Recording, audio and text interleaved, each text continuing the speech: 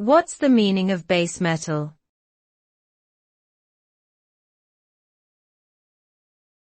Base metal.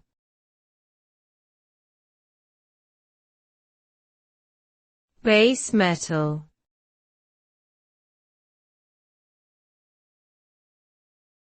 Base metal.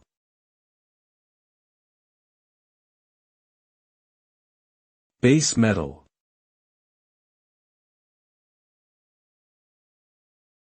The term base metal refers to any common and inexpensive metallic element or alloy that is not considered precious or rare.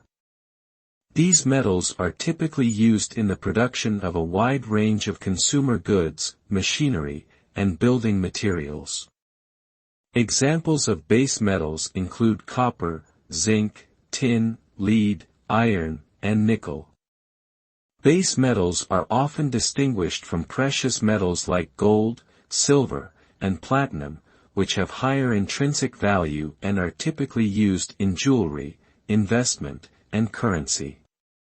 The availability and affordability of base metals make them an important component of many industries and the global economy as a whole.